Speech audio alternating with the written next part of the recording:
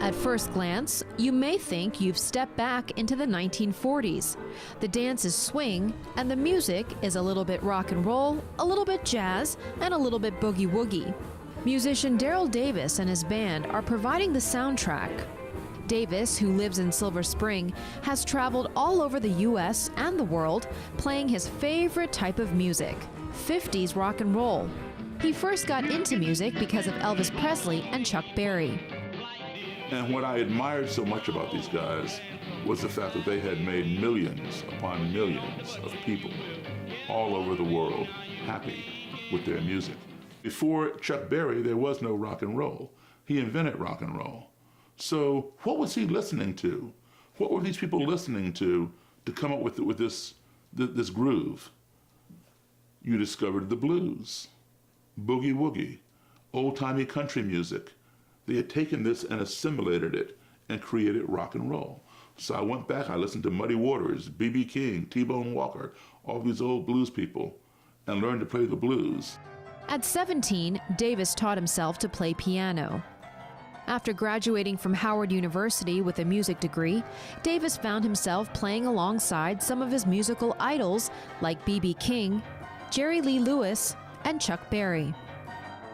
Although it is a job for Davis, he acknowledges it's a dream job that most people don't get a chance to do. And there's nothing better than having a job where, to me, it's not work. I love my job. Because I've had people ask me, so, what do you do? I said, well, I'm a musician. No. What do you do for work? I'm a musician. Davis plays gigs throughout Montgomery County, including Bethesda Blues and Jazz, Black Rock, and Strathmore. As a recording artist, Davis was the featured pianist on a Grammy-nominated album. He's also recorded 3 of his own albums. In addition to music, Davis has a love for acting. He's appeared in several local theater productions and has even held roles in the HBO series The Wire.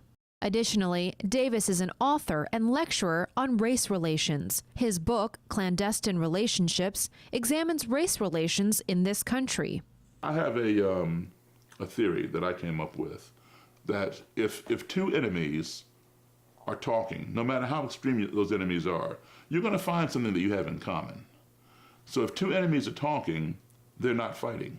They're talking. But it's his love of music that first got him in this business, and almost 40 years later, Davis says it warms his heart to be able to do what his musical idols did. In Glen Echo, I'm Crystal Park for Montgomery Arts Infusion.